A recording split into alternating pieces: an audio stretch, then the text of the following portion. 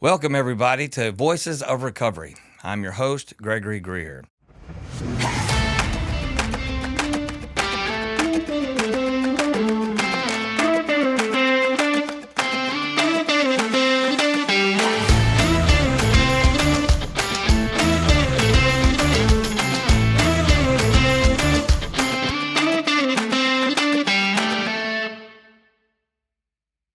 Welcome our guest today, Dominique Teasley. We are here to build, unite, and unify the professional recovery community of Louisiana and beyond.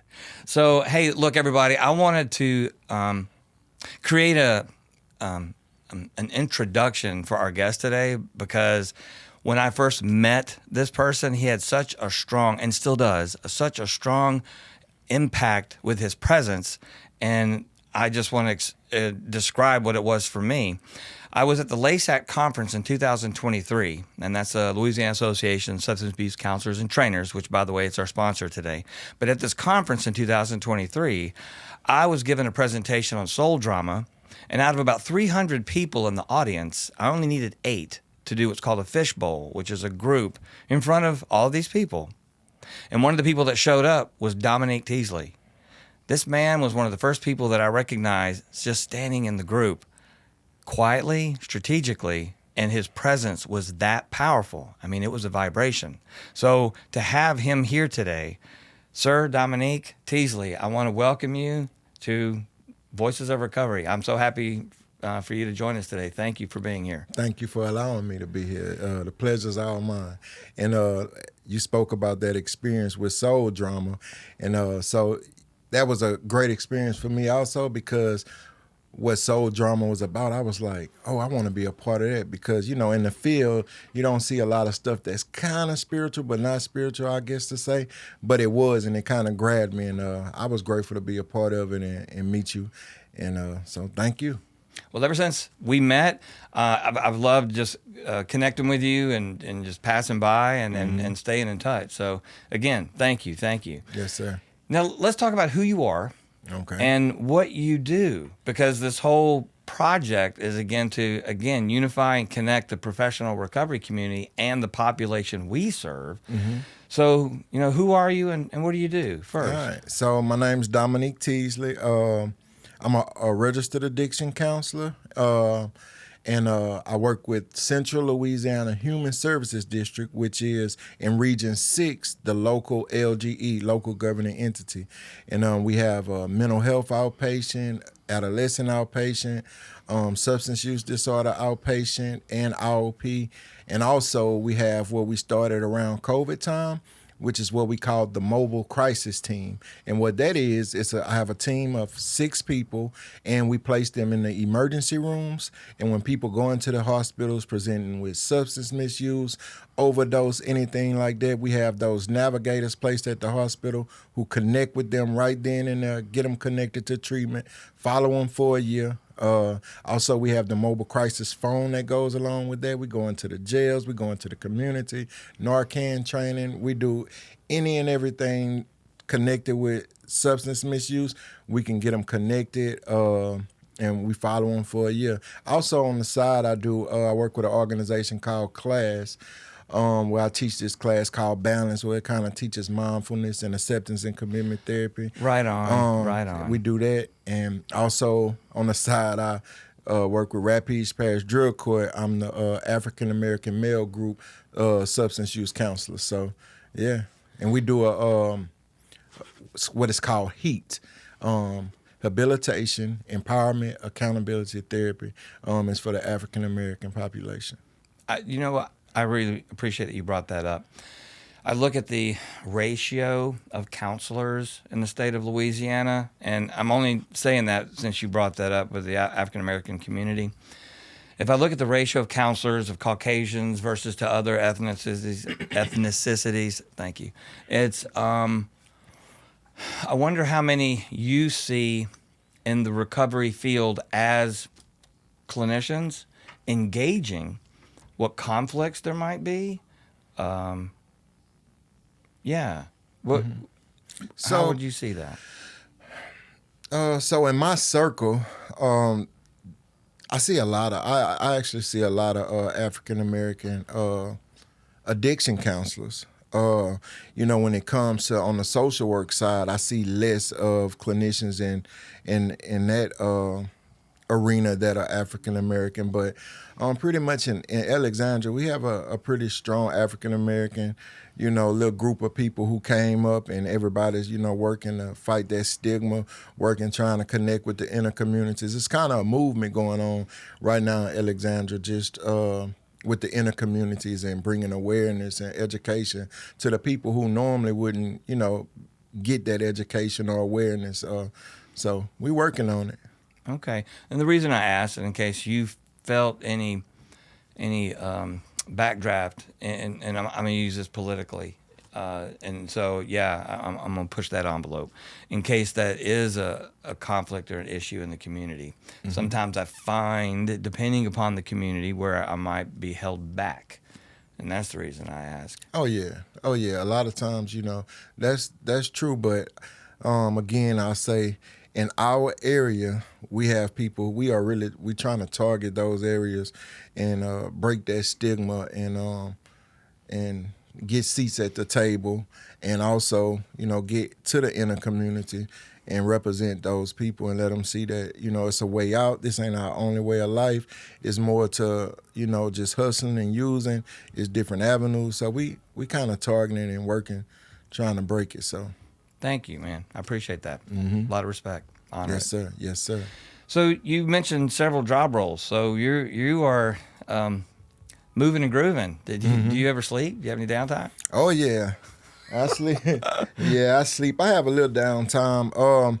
Cause I did have another organization that I was working for, and it was just too much. But now, on Sundays and my Saturdays, I'm trying to take back and give more time to my family. I like to say, coming into this field, coming from the darkness when I came into it, I just wanted to be everywhere and wanted to be a part of the fight trying to help people. So in the beginning, I do feel like I took on a lot of stuff that maybe was too much, kind of overloaded my plate. And so now I'm getting to a point where I'm starting to find balance and, because it's a lot on my wife. I have a wife, and it's a lot on her with me being everywhere, doing everything. So I have to find that balance before I don't have a wife, You don't want to lose that. No. So you mentioned earlier in part of the classes that you facilitate mindfulness. Mm-hmm. And that's what I heard you talk about with the awareness of balancing all the different roles that you have. Mm-hmm. And I'm wondering, with all the roles that you have, a social service counselor Four. Okay. Yep. What role now does the RAC, the Registered Addiction Counselor, does that facilitate that role with that license or that, mm-hmm. that credential that you have? So with the Social Service Counselor 4, that's a civil service position. So and that's with the state. Mm-hmm. So that's what that is. And my RAC, I use my RAC to be able to be in that position. You have to be, licensed in order to be a social service counselor 4. So it kind of ties in with it. And that is a civil service position with the state. And it allows me to be in a supervisor role in my job and manage the team, the mobile crisis team. What role would you find the most difficult? And what role would you find the most rewarding? The role I would find the most difficult. I'll say the role I play that's the most rewarding would be a father and a husband. After that, it would be just doing the community work I do, being able to see the change in the community, see the change in the people's lives I'm helping. And the most difficult role I think I'll play is just that role with self and self-development and self-love and just kind of pouring into myself. I would say that's probably the most difficult role I play. Okay, so now this brings us to your journey. Right. Your journey. So how, and I'm gonna word this so, and we'll do the short version. Otherwise, I know you and me, we could sit here for a while. Mm-hmm. It's like, how did we get into the field of addiction? so that you can facilitate all of these roles that you are. I like to say, you know, the school of hard knocks, you know, meaning that the way I got into this field is through my life experiences. You know, I'm somebody who has suffered with a substance use disorder, suffered with the mentality of thinking the street life was the only way, using, selling, and living that lifestyle.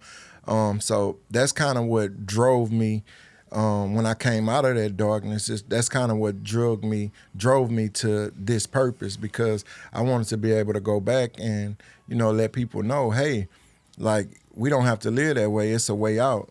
And, you know, and a little bit about me, you know, I like to, life has changed so much. When I first, you know, I have 10 years in recovery, but when I first came into recovery, my story was all about drugs and usage and stuff like that. But now I'm able to go back and tell kind of how I started using. And that goes back, I like to say, before I was born, my mom had me at 45. She had just got out of a divorce, and she met my dad. My dad was a married man, and I was one of his outside kids. I like to say, because we was talking about September earlier, you know that song, Papa Was a Rolling Stone? Yeah. That was my dad. Yeah. So just growing up, you know, having an older parent, and my dad had his family, you know, I never really felt like I had a place where I belonged or seen my own self-worth. And I think probably around 8 years old, basketball was my first drug of choice. I'm able to say that now because basketball was the first thing I used outside of myself that made me feel whole. When I played ball, everybody loved me. My brother, I come from a basketball family, so, you know, I felt wanted, needed. I felt all those things when I played ball. Going into high school, I blew this knee out, and I got a plate and a bunch of screws, got my first prescription to opiates then. And basketball pretty much was out the window. And then my next drug of choice, I like to say, was I love DJ Screw. And they rapped about sipping syrup and being player and hustling. And so I started to mimic that, and I found people in my neighborhood who were living that life. They were actually connected with the Screwed Up clique. And I just kind of idolized them and followed those footsteps. So all throughout high school, by the time I was in the 12th grade, I was physically addicted to opiates and syrup. You know, I was hustling. Caught my first felony charge in the 12th grade. And I remember, in order to get that charge dropped, my brother took me to the DA, and they said, you go to the Marine Corps, we'll drop that charge. And so, you know, I went to the Marine Corps. But that didn't last because, you know, stigma's so strong. I never thought I was an addict. You know, an addict was somebody who was using needles, who was smoking hard drugs, who were unhoused. You know, that's what my mentality was. Not Didn't you say me. you were using opiates? Oh yeah. Was it heroin? No, it was just the pills. Just pills. Well, yeah. you know, that's pharmacy. You know, that's pharmaceutical. Okay. And so I went out to the Marine Corps, man, and you know, that didn't last very long. I'm steady having consequences. I ended up going AWOL and catching charges, getting a bad conduct discharge from the Marine Corps. Went to the Marine Corps Brig in Jacksonville, North Carolina. Got out of there. Went to prison in the state of Louisiana because I got in trouble in Louisiana, got busted. And then just fast forwarding, man, it was just that same cycle until the progression of my addiction came. I met a girl when I got out, and they introduced me, I think this was in 10, to crystal meth. And before you know it, I had never heard of that. I started using that, and once I started using that, you know, I remember one day the progression of the disease came, and said, man, you don't have to use it so much if you do it like this. And before you know it, I was injecting crystal meth, and that's when it really got bad for me. We got a lot of mental health in my family, and that sent me straight into a psychosis. So I was having physical, visual, and audio hallucinations. And you know, there's many that don't come back from that. Mm-hmm. Yep. You may have seen that with your in the population you serve. Oh, yeah. And I forgot to mention, by this time I had 2 little boys. I wasn't being a father to them. Wow. Couldn't go around none of my people no more because here I am. I'm injecting crystal meth. Used to be this cool, fly kid, and now I'm injecting crystal meth. I'm hearing voices. I remember the last time I went to my mama's house during that time, and this was a couple years I was in this psychosis. I remember my mama, she was up in her 70s now, and I'll never forget her dropping to her knees, holding her hands up to the sky, asking God to save me. And I continue to use, man. Can I ask what it was that directed you to seek help? Like, how bad did it get that said, okay, all right, now I'm ready? So the girl I was with ended up getting pregnant, and I couldn't stop using. And so I told her she had to stop using. And I remember like saying to myself, how you gonna make her stop and you can't stop? So we used the whole time she was pregnant. And so finally my sisters, they came and kind of kidnapped, like took her away. Like, she coming with us. Y'all not finna. And we didn't go to doctor's appointments or anything. And she probably was, 7, 8 months pregnant, and she went to labor. And I'll never forget, going to the hospital, and she was pregnant with twins. We never knew she was pregnant with twins. Congratulations. And I remember, man, going into that hospital and those kids being in NIC unit, and I continued to use, and she used while we was in the hospital. They put us out that hospital, continued that cycle, ended up getting locked up again. The state took those kids, they took the twins from us, from the hospital, and they busted us before then and took her other kids from us. And so I remember, the last time I ended up getting locked up again, and I'm sitting in the jail, man, and the guard opened the door. He say, Teasley, everything you got. And so I jump up and go in the day room. I say, the people just call me. Everybody in the jail bust out laughing. They're like, bruh, like, nobody call you. At this time, I know I need help. Like, I know I'm a man without a purpose. I know I needed help. And so I go and lay back down, and the door swung open. The guard said, Teasley, everything you got. And even though I was a man with no purpose, I had track marks everywhere. The state took my kids. My mom, my dad, my family was, just heartbroken because I didn't even want to live. And even though I was that person, I was ready to go get anything to make me feel different than I was feeling. But it was a police car, and that police car took me to a treatment center. And when I got to that treatment center, people would come and share, and I always would say, oh, they are part of Illuminati, because I thought everything was. And one time a girl came, and this girl who I knew, she was sharing, and she had like this light coming off of her. And I said, man, if she could do it, maybe I could do it. Yeah. And that was the first time I became open-minded. And in that treatment center, I told God, I said, if you stop these voices in my head, if you stop me from these hallucinations and all this, I'll spend the rest of my time helping people, showing them that this is an addiction, that it's not a moral failing, that this is a disease. And that was it. And I got out of treatment, went through the drug court program, moved to a sober living, started doing H&I with a program of recovery. Ended up getting a job my first job was at Arby's. I like to say, thank you for choosing Arby's. My name Dominique. But a lady that worked at a treatment center came in there, started working for her at the treatment center, moved my way up to intake coordinator.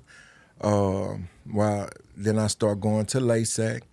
And through that process, I was sitting in a meeting, and my kid's in state's custody. Yeah. I'm 6 months in recovery, and I haven't even thought about getting my kids. That's the mama job, I thought. And a man was in a meeting, and he said, man, I got my kids from the state. And I went up there to the self-help desk, and the kids were going up for adoption, and they gave me an opportunity to fight for them kids. Within 6 months, I had sole custody of those kids. And once I got my kids, once I got the twins, it was already off the table for me. I knew I couldn't use, but once I got custody of those twins, they didn't have their biological mom. She was, she still caught up in her addiction. So I knew, and they were with, I knew it was either I stay straight or they go back. And I think that, and slowly over time of me getting my mind back to where I wasn't in psychosis, seeing, feeling, hearing stuff. I was deaf afraid of it. I've been in a lot of real situations in real life, but nothing was more frightening than the stuff that was going on that nobody could see in the spirit, in my mind. I like to say my demons attacking me. That's right. Because it was always my fears, my insecurities, my low self-esteem, the stuff that came to life. And man, just, being able to be a father and, my mental health and being able to, I seen that I would be a purpose to help people in my community with substance misuse and even a lifestyle. And so, man, I just had to keep my little promise with God. And I remember working in the treatment center as an intake coordinator, and I was going through that LASAC program. I'm going to tell you how God kept us. I'm going to cut you off right there for one reason. Okay. Because LASACT is one of the reasons we're talking today. Mm-hmm. And I want to be able to, capture, if that's the right word, your journey with LASACT, mm-hmm. And then what you're about to describe, because there's a lot of meaning with that. Mm-hmm. So I just want to real quickly give us a quick second, because we're going to listen a quick word from our sponsor, and then we'll be right back. Hi, my name is Jordan Blacher, and I am the executive director of today's video sponsor, LASACT.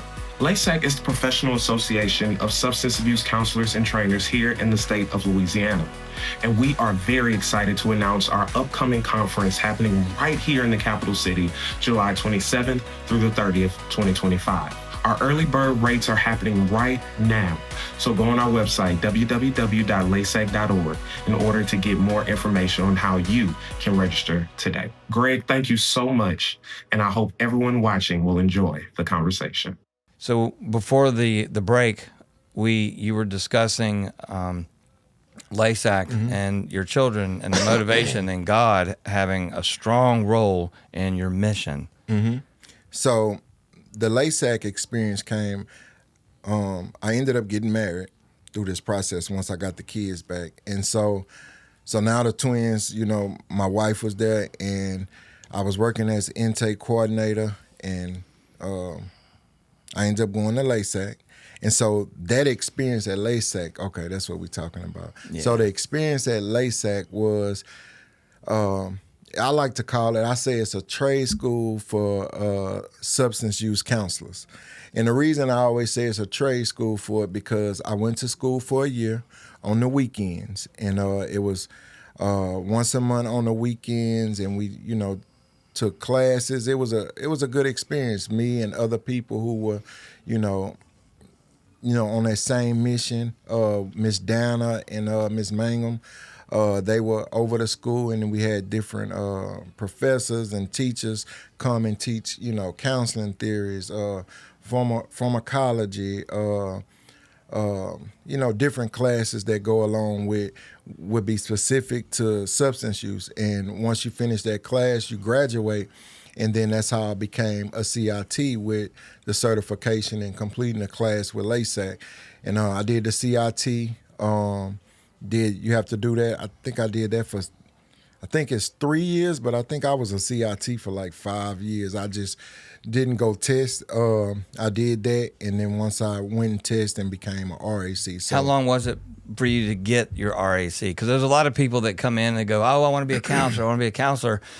How long is that period of becoming a CIT mm-hmm. until you test for the RAC? So I think it's 6,000 hours if you don't have the degree to go with it. I think it's like 6,000 hours. So it come out to like 3 working years where you work as a CIT. Then you can test. Now for me, I worked, because you can work up to like 6 years with your CIT. Right. And so I just was procrastinating and worked with it for about 5 or 6 years, and then I just went test. And you take you go down to LASAC again. That's one of the people who ADRA used to take your test. And I took the test and passed it on the first time, and after that I got my license to be a RAC. Well, congratulations. Thank you. You're a gift. You're a gift to the community. Mm-hmm. Your story speaks volumes to it. Your spiritual connection does. Mm-hmm. And then as you have completed and tested and succeeded with your RAC, how have you served further? You've been to the LASAC Conference. I see you every year. I watched you present. I was like, wow, this cat came and sat in mine, and courageously. Look, there was like 300 people in that room that day during the presentation, and you courageously came up there when so many didn't, and all these professionals with master's degrees, some PhDs, and they didn't, but you came forward, and then you gave your presentation. I think it was last year. Last year, yes, sir. Which I thought was, oh man, I'm so happy to see you speak, because you are a speaker. Yeah, I loved it.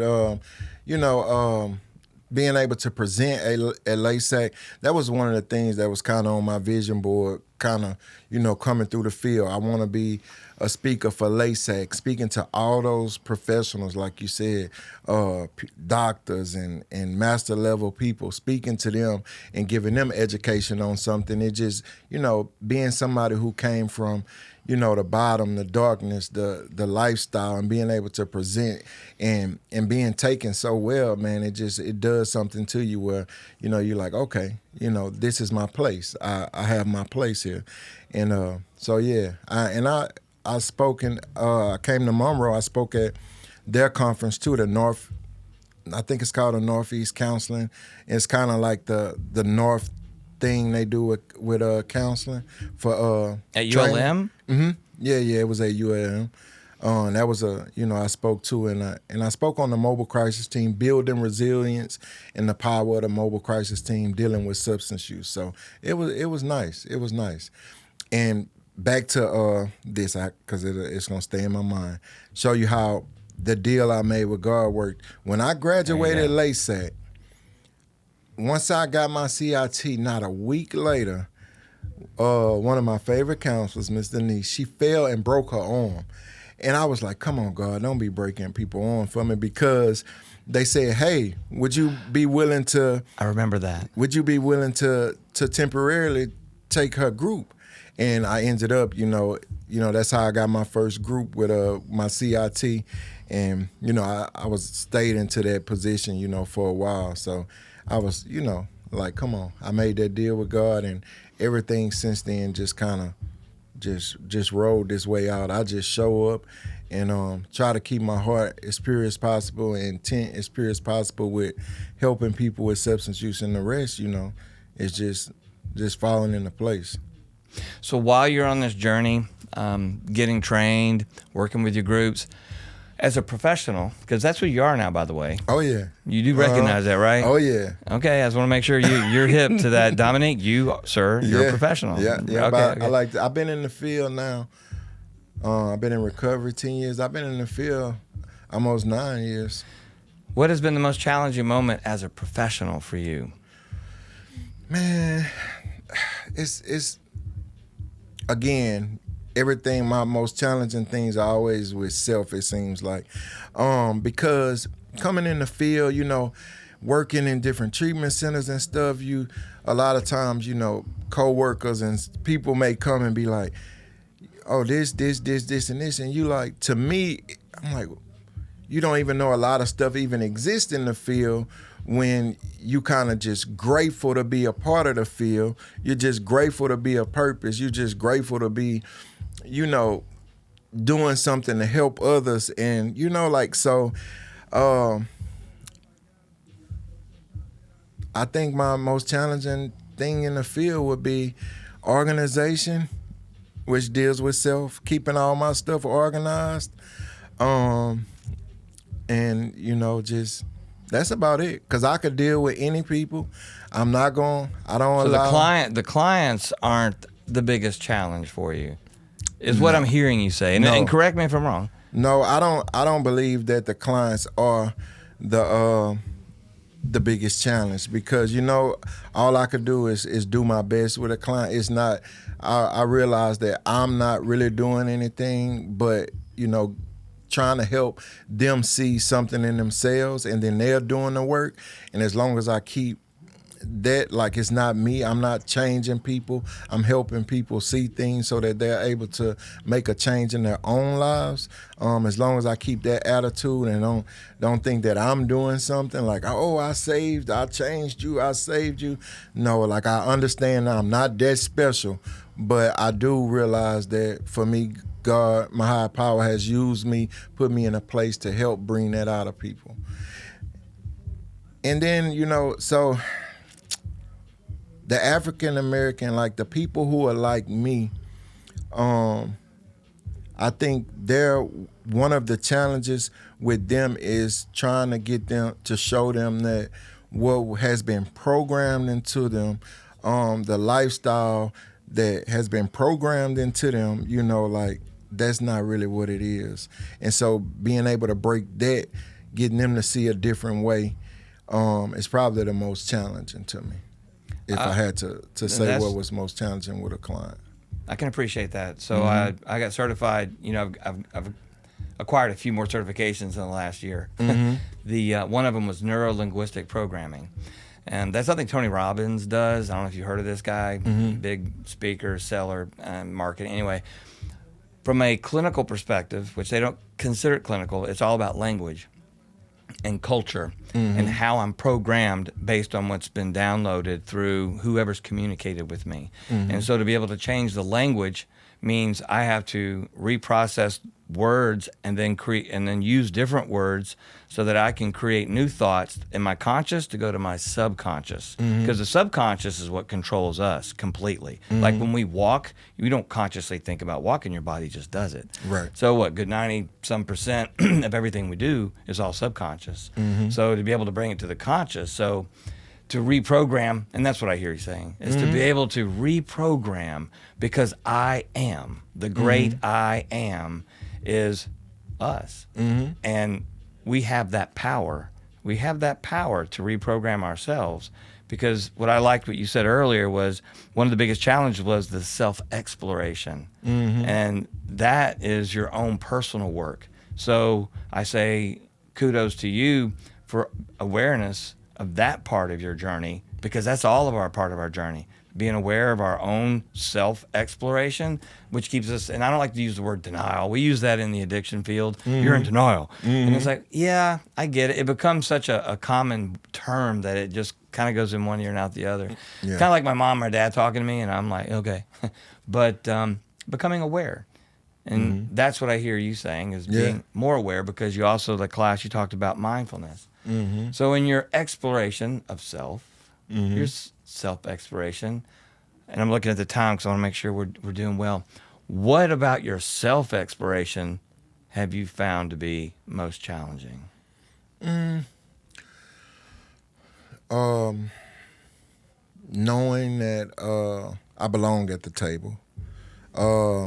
So, I always, think about the things that led me up to going, a different path, the things that I use, external things to kind of change, and that's worth. I like to, me and my therapist, we came up with I don't know if it's a real thing, but second-class citizen. That's what we called it, meaning that I always look at myself as I'm good enough to be at the party, but I'm not good enough to be the star of the party. You know what I mean? So always having that little self-doubt, which is, self-doubt is normal, but, I think with just believing in myself and giving myself the grace and, mercy I give everybody else. So that's mainly what I work on, just, believing in myself, because when I don't, I'll start people pleasing. I'll say yes to anything. Hey, could you climb on top of this building with us and help me? Oh yeah, I could do that. And I'm maybe scared of heights, but I'll say yeah and wait till I get up there and be like, oh boy, which I really didn't have to climb on the building. So I think that, I'm worthy, I belong, and just working on stuff like that. Okay, I'm glad you created that message well enough. Not to get too, I'm going to get it anyway. When I look at the messages that fed me that I'm not good enough, do you remember where it came from and what it was? I just never really feeling like I had a place where I belong. I think... Now, the reason I bring it up, and I think you brought it up earlier in the episode, so I know with me it's my father.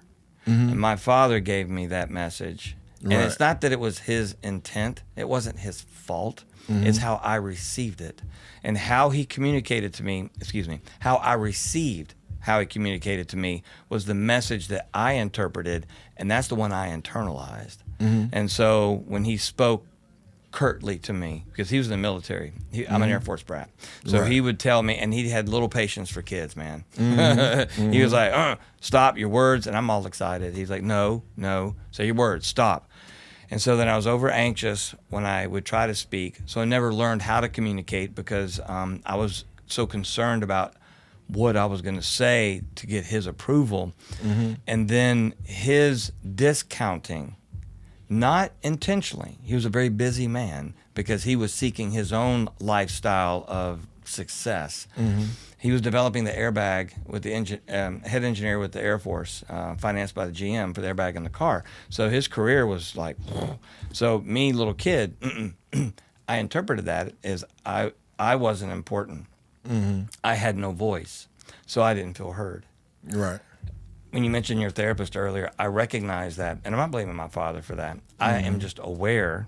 I'm just aware that that's where the voice came from. And so talking to little Greg, being able to get in touch with that inner self and say, hey, and I can talk to God too, the universe, and know that I'm connected, and that's where I changed the message. But I was wondering if you had talked to little Dominique, if you've ever connected with him. Oh yeah. That's on a daily, reparenting. And, I literally speak it out loud. Dominique, we not doing that. No, sir. Because, you all right, you good. I love you. You loved. You don't have to do that. So, I kind of learned to reparent. And it does stem from me not feeling like I had a place I belong, just because the years, before I really start going to my dad's house and, when I start going over there, I'm an outside child. When I'm with my mom, all my sisters and brothers were grown and they were like, that's our, nothing with ill intent. And it all was love. But I noticed that when I was young, I just never really felt like I had a place where I belonged. There you go. But I belonged in the streets. Guess what? They didn't judge me. They loved me for what they thought love was. I felt a part of, so I was seeking those things, Little Dominique is seeking feeling a part of, feeling good enough. And so, I was able to see that by going back and seeing that, Little Dominique just didn't feel like he belonged anywhere. I don't belong over here with my dad and his wife and their kids, which eventually growing up, I felt like I belonged. But, in hindsight, I didn't, and it wasn't nothing intentional or, nobody did anything, caused me any harm intentionally. It's just the way life was set up, and it's just the process that, I have to go through. I'm glad to hear that too. And the reason I say that is so many of us become victims. And we want to blame. That's why I said my father, hey, he did what a father does. And does what a father does at whatever time in life, and we children interpret. So it's our job, I feel, to recognize where the message came from. It is also our job as an adult growing up, our responsibility to do our own healing. It's not their place. Like I hear, I work with a lot of clients, and they want this, they want mom or dad to do this, and I say, no. We're going to do this within. We're going to do this within. I don't need them to do anything. They're not to heal. It's my responsibility to heal myself. Right. And that's what I hear you saying by your own self-exploration, your own healing. And as a professional, see, that's the beauty, I feel, because that's the message I feel that you're sharing. You tell me if I'm wrong, though. That's the message you're sharing because you make an impact in the community where you reside. I've seen you on Facebook, man. Hundreds of people just dropping likes left and right. You make an impact on the community, the people that you not just serve, but the relationships that you develop. And that speaks volumes. That's something someone wants to emulate. Yeah. So if anything, I give that as an affirmation, a praise, or I don't know, an acknowledgement that you deserve to hear that. Oh yeah, thank you. Oh yeah, and that's why, and that's. And I like to say too, on the back end, through my troubled times, I think that wound itself was like trying to make daddy pay back, because guess what? In the end, that was when I was in psychosis and stuff like that, I'll call my dad and he'll be like, all right, son, I'm coming over there. If I don't see him, then you go into this hospital. I'm going to tell this funny story real fast. All right. And he came one day, he say, all right, I'm going to take you. If I don't see the people following you, then you going to go to the hospital. And I was like, yeah, come on. So we get in the car, I take him to Walmart, and I'm seeing all these people following us. I'm like, look, Daddy, look, Daddy. He like, I don't see him, son. So I said, go to Target. So I go to Target, we go over there, and we're doing the same thing. And so he never seen him. So I said, come on, take me. And they take me to Huey P. Long, and we pulled under the hospital thing, and I jump out the truck, and I'm grabbing my head. I'm saying, my daddy think I'm crazy. And the security guard came and got me that day. I say, boy, and so it just, he like, just my dad, he was, in the hard part, he was there for me. Like he was there 100%. And I learned my lesson that day when that security guard came and got me and say, oh yeah, buddy, something wrong with you. So yeah, but my dad, he loved me through it, so. What a gift, man. Yeah. What a gift. So we have a few minutes left. And in the closing part of it, I want to share my gratitude for your humanness, your vulnerability, bringing that in here today. That I welcome it, and I know it will make an impact to the audience that listens and how an individual relates that's going through all this. I also think I heard something I heard yesterday from a client was. So many people look at their past and go, well, I proved I couldn't do it. Mm-hmm. And another client looked up and said, no, you didn't prove that you couldn't do it. You proved that way didn't work. Mm-hmm. It was just another way to look at it. Right. Just like you talked about reprogramming. Mm-hmm. That's it. Just another way to look at it. Same situation, just a different perception. What perception I'm going to be able to use to get through it, feel better about it, and keep it moving. Not the one that's going to keep me buried, stuck in the shame, stuck in guilt, stuck in that victim mindset. How can I look at this and see it for my benefit and keep it moving? So, yeah. So I'm going to see you again this year at the LASACT. Louisiana Association of Substance Abuse Counselors and Trainers. Mm-hmm. It'll be in Baton Rouge. I believe it's July 27th through the 30th.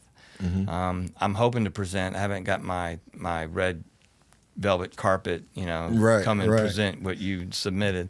But I'm anticipatory, and I look forward to seeing you there. Yes, sir. We'll be there. My boss told me the other day, she said, we got you approved to go to LASACT this year. So it's every year, they pretty much get me approved to go. If they didn't get me approved, I told them I'm going anyway. All right, man. You catch a ride with me if you like. Yes, sir. So thank you. Yes, sir. Thank you for joining us today. Mm-hmm. And I want to thank everybody else. Thank you for taking the time to listen to this podcast and joining us, and again, building the professional recovery community of Louisiana with the recovery. With that, I say namaste.